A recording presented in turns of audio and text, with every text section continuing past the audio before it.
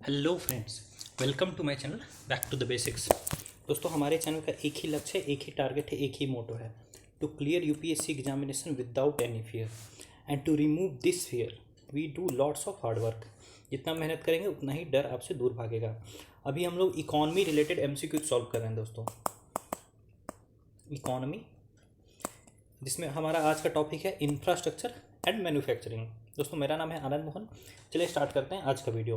देखिए, एकदम ध्यान से करिएगा, आपको बहुत बेनिफिट होगा, क्योंकि आप बहुत सारी चीज़ें पढ़ते हैं, भूल जाते हैं। बहुत सारी चीज़ें पढ़ते हैं पर कुछ चीज़ों पर फोकस नहीं कर पाते हैं, और उसी से यूपीएससी में क्वेश्चंस आते हैं। मैं ये नहीं बोल रहा हूँ कि ये जो क्वेश्चन मैं बता रहा हूँ ये आपको यूपीएससी में डायरेक्टली पूछ ले जाएंगे, बट इस टाइप के इन्फॉर्मेशन आपको बहुत सारे क्वेश्चंस को सॉल्व करने में हेल्प करेगा। इसलिए आइए स्टार्ट करते हैं आज का वीडियो। पहला क्वेश्चन है, consider the following statements regarding coal mining in India. Coal mining से रिलेटेड स्टेटमेंट्स दिया हुआ है कि the ownership of a coal mine for captive use has been made illegal in India. देखिए, कैप्टिव यूज क्या होता है?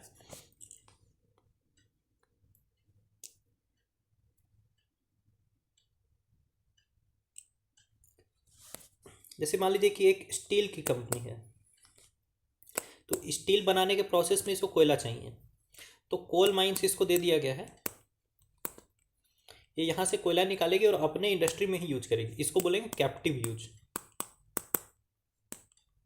और अगर कोयला निकाल करके ये बाहर मार्केट में बेच रही है, ठीक है, तो ये हो गया आपका जनरल यूज। ठीक है, ये आपका हो गया कॉमर्शियल माइनिंग, ये हो गया कॉमर्शियल माइनिंग। ठीक है, और ये हो गया कैप्टिव यूज। ये भी हालांकि है एक तरीके से कॉमर्शियल माइनिंग ही। ठीक है, तो अब ये बोला कि ownership of coal mine for captive use has been made illegal in India. ये गलत है दोस्तों। ठीक है, सबसे पहले कोल माइंस इंडिया में नेशनलाइज किए गए थे 1973 में।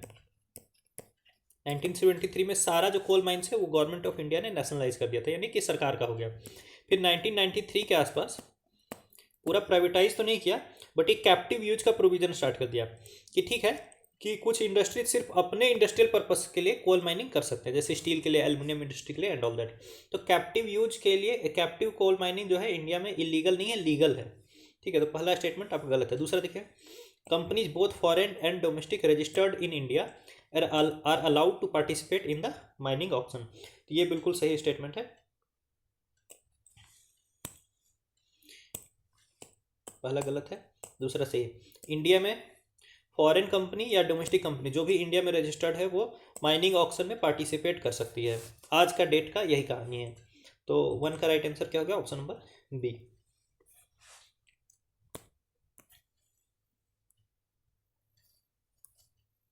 क्वेश्चन नंबर 2 देखेंगे। Consider the following statements. इन स्टेटमेंट्स को देखिए और करेक्ट स्टेटमेंट को आइडेंटिफाई करिए। पहला देखिए, India has become the largest global energy consumer owing to its increasing population. देखिए, इंडिया का पॉपुलेशन बढ़ रहा है, ठीक बात है, लेकिन क्या इंडिया से ज़्यादा चाइना का पॉपुलेशन नहीं है? और क्या इंडिया से बड़ी जीडीपी चाइना की नहीं है? तो ज़्यादा एनर्जी यूज कहाँ होगा? चाइना का होगा। उसके बाद यूएस का, इवन दो पॉपुलेशन हमसे कम है, ठीक है, बट इनकी इनकम, इनकी जीडीपी हमसे बहुत ज़्यादा हाई है। ठीक है, तो पर कैपिटा एनर्जी कंजम्पशन ये बहुत ज़्यादा करते हैं। ठीक है, तो बेसिकली यूएस, चाइना और इसके बाद आता है आपका इंडिया, ये समझ लीजिए, या चाइना, यूएस और इसके बाद आता है इंडिया। इंडिया थर्ड नंबर पर आता है एनर्जी यूज के मामले में। तो पहला स्टेटमेंट आपका गलत है, ये बात याद रखेगा, इंडिया भी थर्ड नंबर पर आता है एनर्जी यूजेज के मामले में। दूसरा देखिए, Deen Dayal Gram Jyoti Yojana aims to separate the feeder line for agriculture and domestic usages. देखिए, फीडर लाइन क्या होता है? ये आपका इलेक्ट्रिसिटी जा रहा है, ट्रांसमिट हो रहा है, तो इससे फिर इलेक्ट्रिसिटी ले करके यहाँ ट्रांसफार्मर के थ्रू इसको गांव में बांट दिया जाता है। अब गांव में दो टाइप का पर्पस है, एक है एग्री पर्पस और एक है डोमेस्टिक पर्पस। ठीक है, तो एग्री पर्पस और डोमेस्टिक पर्पस दोनों के लिए अगर एक ही फीडर लाइन रहेगा, ठीक है, तो अचानक लोड बढ़ सकता है या अचानक लोड घट सकता है, इसके कारण से ये फीडर ये कर सकता है, ट्रिप कर सकता है। ठीक है, तो कहने का मतलब क्या है कि ये जो दीनदयाल ग्राम ज्योति योजना क्या है, ऐसा ऐसा दो फीडर लाइन बनाएगा, एक एग्री पर्पस के लिए और एक आपका डोमेस्टिक पर्पस के लिए। तो ये स्टेटमेंट बिल्कुल आपका सही है। तीसरा देखिए, PM Ujjwala Yojana provides free LPG cylinders to the women of BPL household. Free LPG cylinder नहीं प्रोवाइड किया जाता है, फ्री एलपीजी कनेक्शन प्रोवाइड किया जाता है, यानी जो फर्स्ट कनेक्शन है फर्स्ट सिलेंडर है वो फ्री है, उसके बाद आपको पैसे देने पड़ेंगे, ठीक है, सब्सिडाइज होगा बट ऐसा नहीं कि फ्री होगा। तो तीसरा स्टेटमेंट गलत है। PM Ujjwala Yojana provides free LPG connection not cylinders, ठीक है। तो टू का राइट आंसर क्या हो गया, ऑप्शन नंबर सी, 2 ओनली।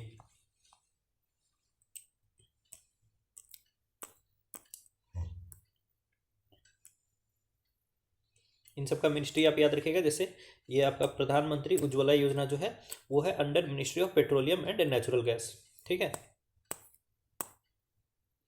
आइए दोस्तों, यहाँ पर बहुत सारे कमेटी के नेम दिए हुए हैं और बताना है आपको कि ये किससे रिलेटेड है। जैसे सैम पित्रोदा कमेटी, क्या ये रेलवे से रिलेटेड है? तो yes, it is related to railways. Sam Pitroda committee railway में रिफॉर्म के लिए लाया गया था।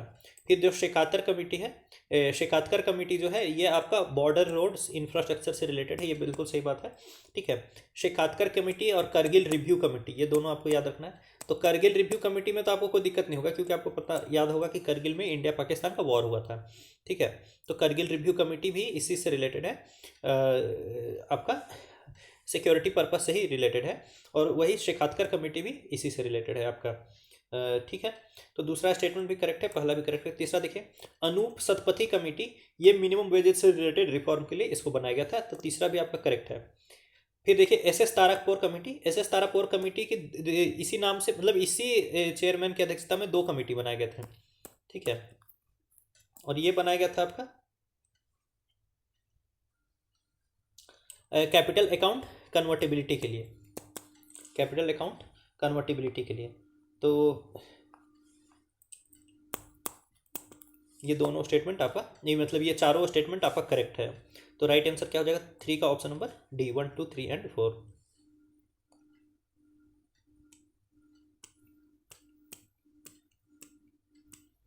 बाकी आप बुक में जहाँ जहाँ पढ़ेंगे तो आपको पता रहेगा कि ये सारी कमिटीज ने क्या क्या रिकमेंडेशंस दिया है, ठीक है।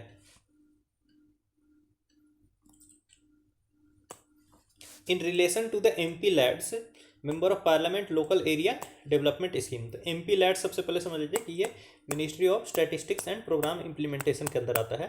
पर एमपी को 5 करोड़ रुपए दिए जाएंगे, ठीक है, वो अपने लोकल एरिया के डेवलपमेंट के लिए, ठीक है, इतना समझ लीजिए।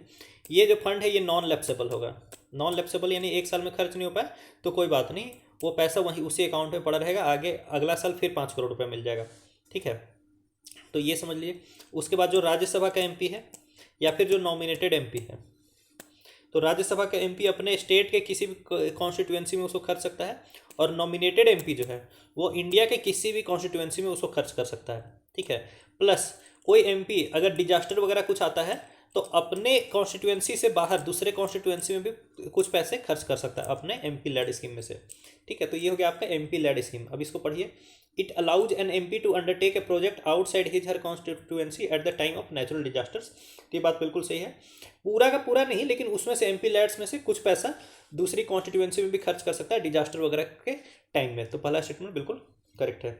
दूसरा देखिए, the scheme provides fund Kota for scheduled caste scheduled tribe over and above the allocated limit. तो एलोकेटेड लिमिट से एबव नहीं है, ये 5 करोड़ के अंदर में ही, 5 करोड़ के अंदर में ही कुछ परसेंट जो है एससीज के लिए हो जाएगा, कुछ परसेंट एसटीज के लिए हो जाएगा, ठीक है। ये नहीं कि 5 करोड़ से ऊपर फिर एससी के लिए अलग और एसटी के लिए अलग होगा। एलोकेटेड लिमिट के ओवर एंड एबव नहीं, एलोकेटेड लिमिट के अंदर ही कुछ पैसा रिजर्व रहेगा इनके लिए। तो दूसरा स्टेटमेंट आपका गलत है। फिर देखिए, nominated MPs are required to choose a district from their home state, ये गलत है, ठीक है। राज्यसभा एमपी जो होंगे वो अपने होम स्टेट से चूज करेंगे, नॉमिनेटेड एमपी पूरे इंडिया के किसी भी डिस्ट्रिक्ट में खर्च कर सकते हैं। फिर देखिए, an MP is allocated ₹5 crore per constituency for a period of 5 years, 5 years नहीं, हर साल, per year, 5 crore per year, 5 crore 5 year में नहीं, 5 करोड़ हर साल। तो चौथा भी आपका गलत है। तो फोर्थ का राइट आंसर क्या हो जाएगा, 2 3 4, इनकरेक्ट पूछ रहा है, ध्यान दीजिएगा। तो option number B 2 3 4 will be the correct answer.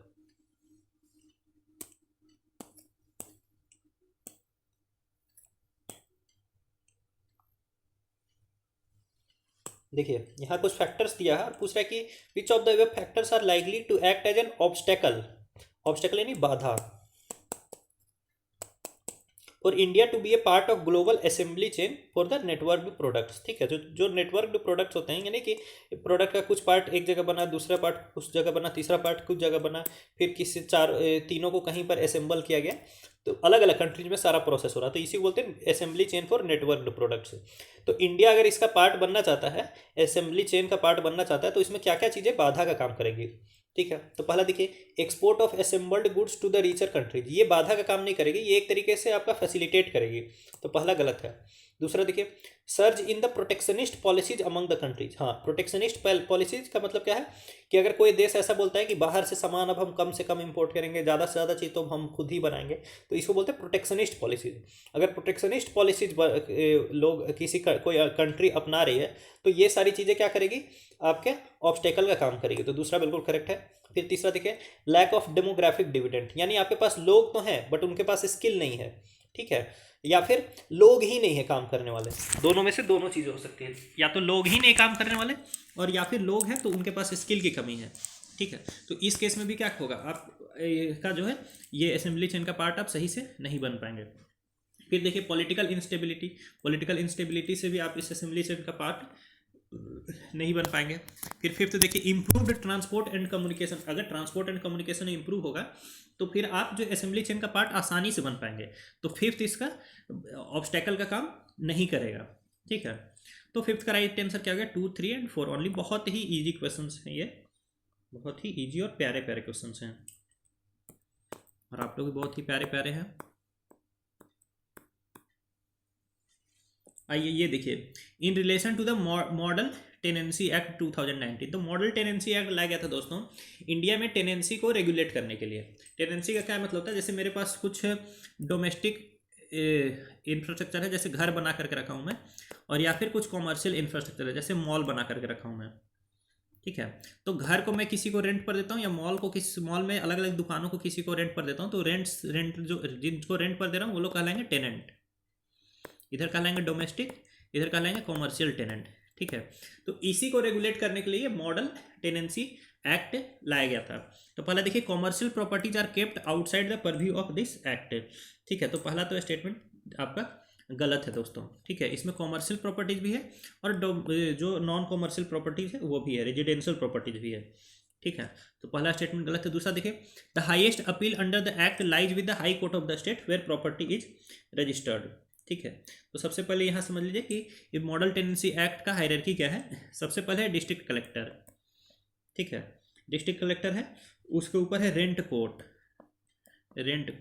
और उसके ऊपर है रेंट ट्राइब्यूनल, तो हाईएस्ट अथॉरिटी हो गया रेंट ट्राइब्यूनल। ठीक है, हाईएस्ट अपील रेंट ट्राइब्यूनल तक है, डिस्ट्रिक्ट हाई कोर्ट तक नहीं है। ठीक है, तो दूसरा स्टेटमेंट आपका गलत है। देखिए, as per the act high court के पास आप नहीं जा सकते हैं। वैसे ये बात अलग है कि किसी भी ट्राइब्यूनल के आप डिसीजन को आप हाई कोर्ट में चैलेंज कर सकते हैं, that is another thing, but as per this act the highest appeal is to the rent tribunal. सबसे पहले है डिस्ट्रिक्ट कलेक्टर, फिर रेंट कोर्ट और फिर रेंट ट्राइब्यूनल। ठीक है, तो यही है इसका हाईएस्ट अपील। तो सिक्स्थ का राइट आंसर क्या हो गया दोस्तों, आपका ऑप्शन नंबर डी। ये सब एक्ट जब भी आता है तो उसके प्रोविजंस को आपको एकदम धीरे धीरे पढ़ना है और एकदम आत्मसात कर लेना है दोस्तों। आइए क्वेश्चन नंबर 7 देखेंगे। Consider the following statements regarding the national investment and infrastructure fund. तो जो national investment and infrastructure fund है, ये एक तो पहली बात है कि गवर्नमेंट के द्वारा बैक किया हुआ फंड है, तो इसको बोलेंगे हम लोग सोवरेन फंड। ठीक है, और इसको बनाया गया था 2015 में।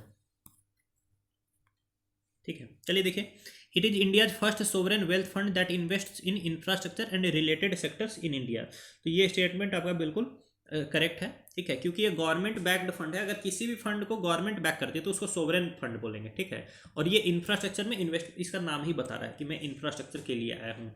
ठीक है, तो पहला स्टेटमेंट बिल्कुल करेक्ट है दोस्तों। दूसरा देखिए कि it is registered as a category 2 alternative investment fund under the with the securities and exchange board of India. तो सेबी में रजिस्ट्रेशन के अलग अलग आपके मॉड्यूल्स हैं, तो उसमें ये कैटेगरी 2 ऑल्टरनेटिव इन्वेस्टमेंट फंड के तहत रजिस्टर्ड है। सेबी में कैसे कैसे रजिस्टर हो सकते हैं आप?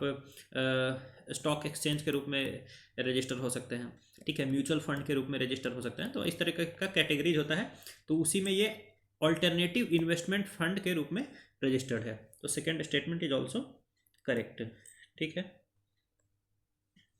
फिर थर्ड देखिए, the Indian government has a 75% stake in NIIF, national investment and infrastructure fund, with the rest held by foreign and domestic investors. तो ऐसा नहीं है, जो इंडियन गवर्नमेंट है उसके पास है 49% स्टेक। NIIF में गवर्नमेंट ऑफ इंडिया के पास 49% स्टेक है, 49% स्टेक है बस। तो तीसरा स्टेटमेंट आपका गलत है। सो 7 का राइट आंसर क्या हो जाएगा? ऑप्शन नंबर ए, यानी कि 1 and 2 ओनली।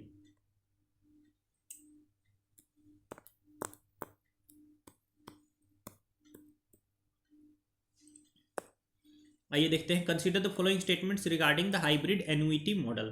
देखिए, दो टाइप का मॉडल था पहले, एक था engineering procurement and construction model. Engineering procurement and construction model में मेनली क्या करती थी, गवर्नमेंट एक प्राइवेट पार्टी को कॉन्ट्रैक्ट दे देती थी, सीधा पैसा वगैरह सब गवर्नमेंट देगी और प्राइवेट पार्टी को कॉन्ट्रैक्ट दे देगी कि ये बना करके हमें सौंप दो, ठीक है। दूसरा मॉडल था बिल्ड ऑपरेट ट्रांसफर मॉडल। इसमें गवर्नमेंट एक प्राइवेट पार्टी को कॉन्ट्रैक्ट दे देती थी, लेकिन सारा काम जो है इन्वेस्ट करने का काम प्राइवेट पार्टी करेगा, ठीक है।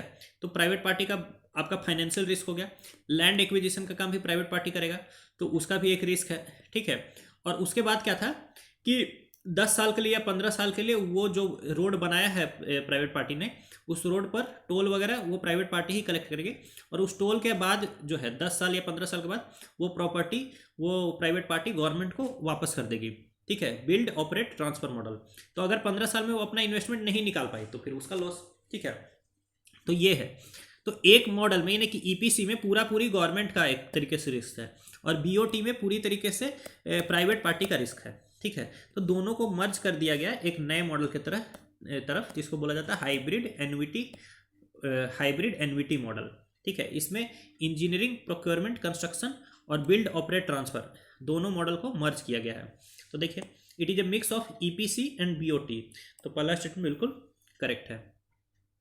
दूसरा देखिए, all risk financial toll collection and operation and management is born by the private sector. देखिए, ऑल रिस्क प्राइवेट सेक्टर के द्वारा नहीं बॉर्न किया जा रहा है, सारा रिस्क जो है शेयर किया जा रहा है। जैसे फाइनेंशियल रिस्क है तो 40% गवर्नमेंट, ठीक है, और 60% private party, 40% government and 60% private party, ऐसा है, ठीक है। फिर आपका टोल कलेक्शन जो है ये गवर्नमेंट करेगी, तो ये टोल कलेक्शन का पूरा रिस्क गवर्नमेंट का हो गया। ऑपरेशन एंड मैनेजमेंट ये प्राइवेट पार्टी करेगा, तो इसका पूरा रिस्क प्राइवेट पार्टी का हो गया। तो मतलब एक तरीके से टोल कलेक्शन का रिस्क गवर्नमेंट का हो गया। अगर टोल नहीं भी आए तो भी गवर्नमेंट को पर्टिकुलर पैसा जो है एन्युइटी साल में प्राइवेट पार्टी को देना ही देना है, ठीक है। फिर ऑपरेशन एंड मैनेजमेंट का काम प्राइवेट पार्टी का है, ठीक है। तो इस तरीके से रिस्क जो है शेयर किया हुआ है प्राइवेट और गवर्नमेंट के बीच में। तो दूसरा स्टेटमेंट गलत है। तीसरा देखिए, revenue collection would be the responsibility of NHAI and private developers. तो दोस्तों, रेवेन्यू कलेक्शन जो है प्राइवेट डेवलपर्स का काम नहीं है, ठीक है। रेवेन्यू कलेक्शन सिर्फ गवर्नमेंट करेगी, यानी कि NHAI करेगी, ठीक है। डेवलपर इसमें कुछ भी नहीं करेंगे, ठीक है। रेवेन्यू कलेक्शन NHAI करेगी और साल में एक एन्युइटी प्रोवाइड करेगी, एन्युइटी प्रोवाइड करेगी प्राइवेट पार्टीज को। तो यही एन्युइटी के थ्रू जो है 10 साल या 15 साल में जो प्राइवेट पार्टीज का पूरा इन्वेस्टमेंट विथ प्रॉफिट जो उसको चुकाया जाएगा। मेरी बात समझ गया? तो 60% प्राइवेट पार्टी ने पैसा लगाया है तो वो पैसा प्राइवेट पार्टी को वापस चाहिए, तो उसके लिए ये नहीं कि उसको टोल करने का मौका मिलेगा कि आप भी रेवेन्यू कलेक्शन करना शुरू कर दो, ऐसा नहीं है। अब टोल कलेक्ट करने का काम गवर्नमेंट का है। टोल कम कलेक्ट हो या ज़्यादा कलेक्ट हो उससे कोई मतलब नहीं है, गवर्नमेंट एक पर्टिकुलर अमाउंट ऑफ एन्युइटी जो है इसको प्रोवाइड करेगी, प्राइवेट पार्टी को प्रोवाइड करेगी हर साल। तो तीसरा स्टेटमेंट आपका गलत है। 8 का राइट आंसर क्या होगा? ऑप्शन नंबर, अच्छा इनकरेक्ट पूछ रहा है तो ऑप्शन नंबर C, यानी कि 2 and 3 ओनली।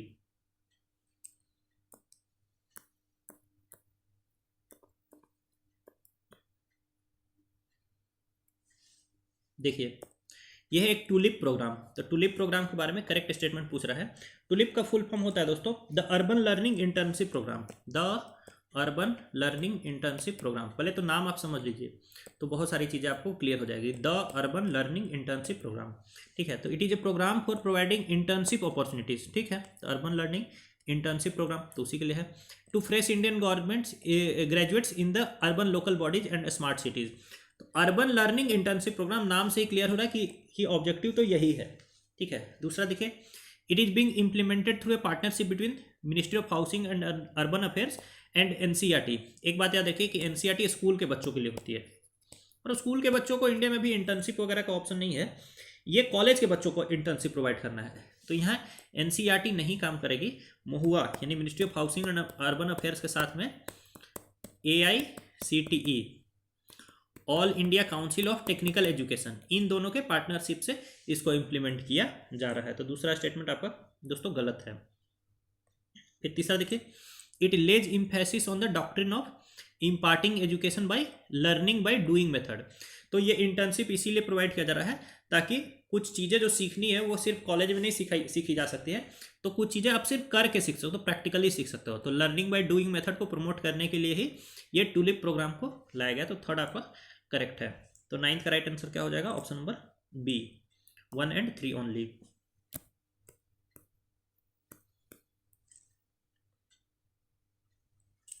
आइए क्वेश्चन 10th देखेंगे। Consider the following statements regarding Swiss challenge method. Swiss challenge method देखिए दोस्तों, ये भी एक तरीके का PPP मॉडल है। इसमें क्या करती है, एक प्राइवेट पार्टी एक प्रोजेक्ट जो है गवर्नमेंट को बताती है, ठीक है, इनिशिएट करती है, बोलते हैं कि ये प्रोजेक्ट है, जैसे ये रोड बनाना है, ये ब्रिज बनाना है, इस ब्रिज को मैं ऐसे ऐसे बनाऊंगा और इतने पैसे में बनाऊंगा, ठीक है।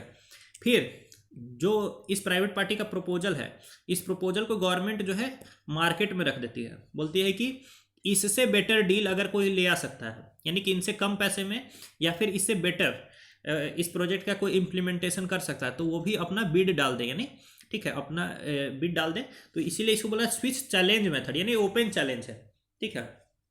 और अगर फिर इनमें से बाहर से कोई भी इंसान इस बिड को चैलेंज नहीं कर पाता तो ओरिजिनल बिडर को मिल जाता है ये कॉन्ट्रैक्ट। और अगर बाहर से कोई चैलेंज करता है, इनसे बेटर डील देता है, तो फिर ये जो बाहर से चैलेंज किया इसको, ये नए वाले बिड को फिर से बोला जाता है ओरिजिनल बिडर को कि क्या आप इसको इस बिड को मीट कर सकते हैं। यानी बाहर से अगर किसी ने चैलेंज कर दिया कि मैं 100 रुपये नहीं 85 रुपीज़ में ही इस प्रोजेक्ट को डिलीवर कर सकता हूँ, तो गवर्नमेंट फिर जो जिसने ओरिजिनली प्रपोज किया था उसके पास लेकर के जाते हैं कि क्या आप भी इसको 85 में कर पाएंगे, और अगर ये कर पाती है तो ठीक है, नहीं तो फिर दूसरे बिडर को दे दिया जाएगा।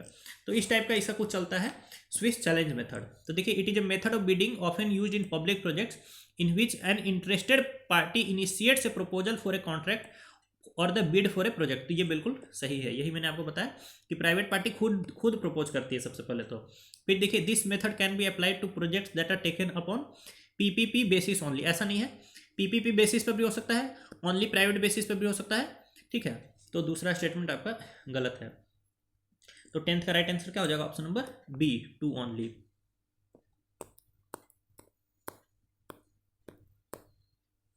क्वेश्चन नंबर 11th देखेंगे। Consider the following statements in context of the national infrastructure pipeline. National infrastructure pipeline क्या है? 102 लाख करोड़ खर्च करना है, ठीक है, 102 लाख करोड़ खर्च करना है इंडिया को 5 ट्रिलियन इकोनॉमी बनाने के लिए। तो 102 लाख करोड़ खर्च किस में करना है? इंफ्रास्ट्रक्चर में खर्च करना है, ताकि इंडिया बन जाए $5 ट्रिलियन इकोनॉमी, ठीक है। फिर ये जो पैसा जो खर्च होगा, टोटल पैसा 39% सेंट्रल, 39% स्टेट, और बचा 22% प्राइवेट पार्टी खर्च करेगी, सेंटर स्टेट प्राइवेट ऐसे। तो समझ लीजिए, NIP invest in infrastructure projects with the centre and states to share the capital expenditure in 50-50 formula. ये तो गलत हो गया, 39-39-22 फॉर्मूला। तो पहला स्टेटमेंट आपका गलत है। दूसरा देखिए, the highest weightage of expenditure in NIP has been given to the road sector. ऐसा नहीं है, सबसे हाईएस्ट जो खर्च होगा वो होगा एनर्जी में, एनर्जी के बाद आएगा आपका रोड,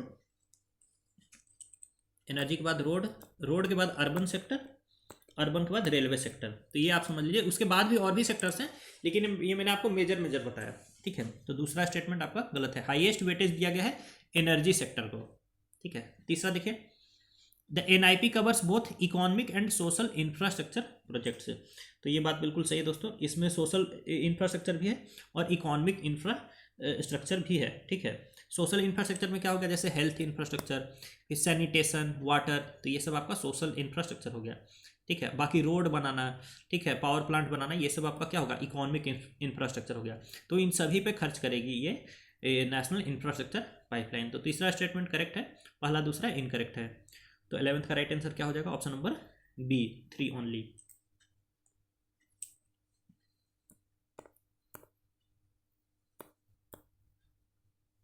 आई क्वेश्चन नंबर 12 देखेंगे।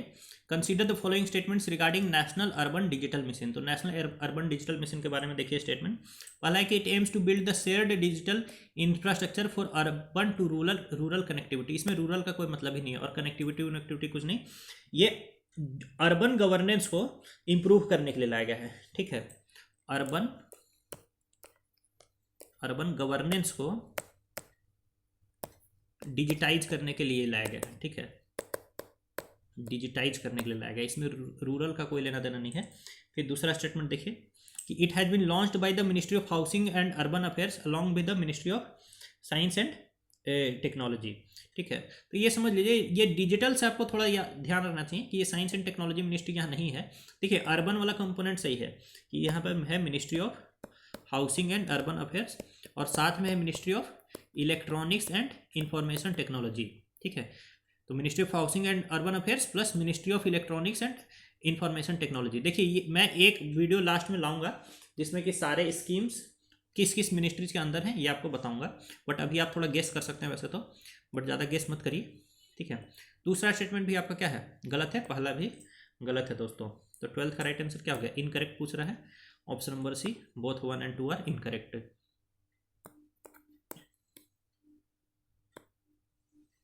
देखिए इसका काम क्या है, अर्बन डिजिटल मिशन का काम है शेयर्ड डिजिटल इंफ्रास्ट्रक्चर बनाना है अर्बन इंडिया के लिए।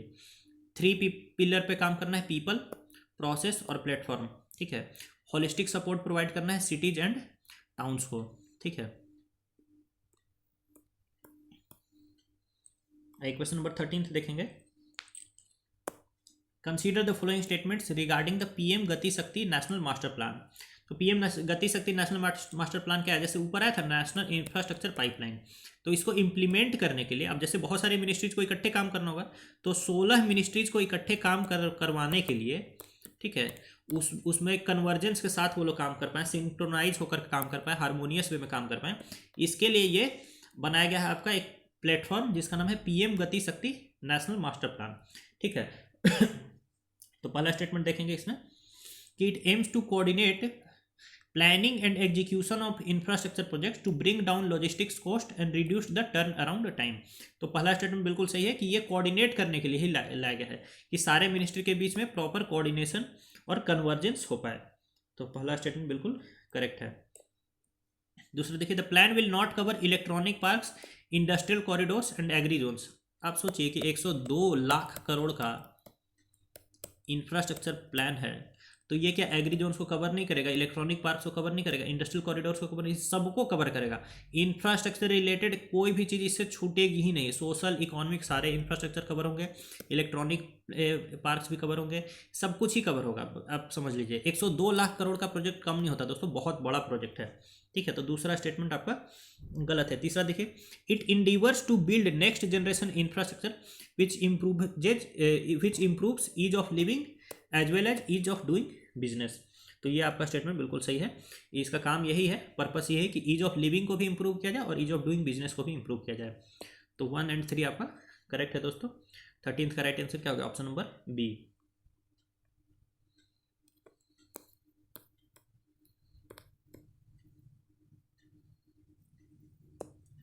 चलिए 14th क्वेश्चन देखेंगे।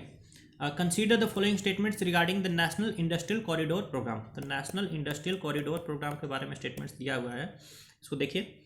It is a programme in which it is envisaged to develop new industrial cities as a smart cities and to converge the next generation technologies in the infrastructure sector. तो पहला statement बिल्कुल सही है कि ये जो industrial cities है उसको बनाना है इसको स्मार्ट सिटीज़। ठीक है, और उसमें नेक्स्ट जनरेशन टेक्नोलॉजी जैसे कि 5G, ड्रोन, AI, इन सब का प्रॉपर यूज हो, तो ठीक है, ये स्टेटमेंट बिल्कुल आपका सही है। ठीक है, दूसरा देखिए, the implementing agency of NICP is the national highway authority of India. ठीक है, देखिए हाईवे अथॉरिटी सिर्फ रोड से रिलेटेड काम करती है दोस्तों, और यहाँ पूरा इंडस्ट्रियल सिटीज़ का बात किया जा रहा है। ठीक है, तो सबसे पहले बात आप यहाँ पर गेस करके इसको गलत कर सकते हैं, लेकिन गेस से ज़्यादा आप आगे बढ़िए।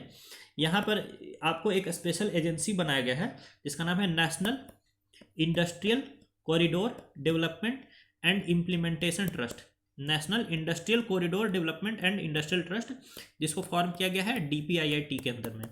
DPIIT का फुल फॉर्म क्या है? Department of promotion of industry and industrial trade, industry and internal trade. ठीक है, तो इसके अंदर ये बनाया गया है, मिनिस्ट्री ऑफ रोड ट्रांसपोर्ट इन सब के अंदर नहीं है ये। तो इसको इम्प्लीमेंट कौन करेगा? NICDIT national industrial corridor development and implementation trust under the department of promotion of industries and internal trade. तो दूसरा स्टेटमेंट आपका हो गया दोस्तों गलत। ठीक है, बाकी तीसरा देखिए, the main purpose of industrial corridor is the industrial development and growth. ठीक है, तो ये बात सही है कि इंडस्ट्रियल कॉरिडोर का पर्पस ये कि इंडस्ट्रियल डेवलपमेंट हो और ग्रोथ हो। ग्रोथ यानी इकोनॉमी ग्रो करे। दूसरा, स्पेशल इकोनॉमिक जोन का पर्पस क्या है कि एक्सपोर्ट्स को प्रमोट किया जा सके। ये दोनों पार्ट बिल्कुल सही है दोस्तों। स्पेशल इकोनॉमिक जोन इसीलिए बनाए जाते हैं ताकि ज़्यादा से ज़्यादा इंडिया से एक्सपोर्ट हो सके। इंडस्ट्रियल कॉरिडोर सिर्फ एक्सपोर्ट से रिलेटेड नहीं है, प्रॉपर इंडस्ट्रियल डेवलपमेंट होना चाहिए और इकोनॉमी का ग्रोथ होना चाहिए। तो थर्ड स्टेटमेंट आपका करेक्ट है। 14th का राइट आंसर क्या हो जाएगा? Option number B, 1 and 3 only.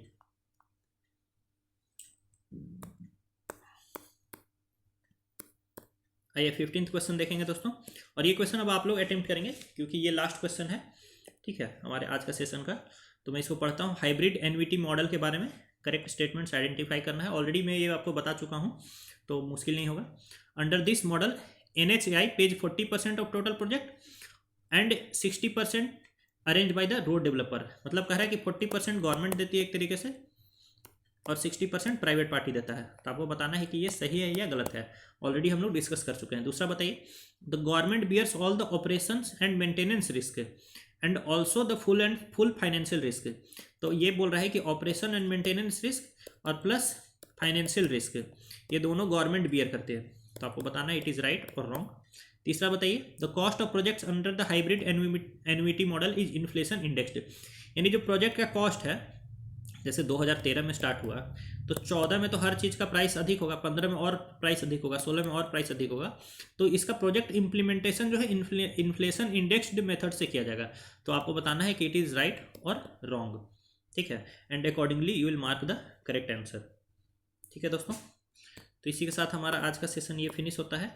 अगर आपको वीडियो अच्छा लगा हो तो आप मेरे channel Telegram channel CSE with Anand Mohan को ज्वाइन कर सकते हैं। वीडियो को लाइक कर दीजिएगा, शेयर कर दीजिएगा एंड सब्सक्राइब करके बेल आइकन दबाना मत भूलिए ताकि किसी भी वीडियो का नोटिफिकेशन आपको तुरंत मिल सके और आपकी तैयारी एकदम अच्छे से हो सके। मिलेंगे आपसे एक और नए वीडियो में। आप सभी का बहुत बहुत धन्यवाद।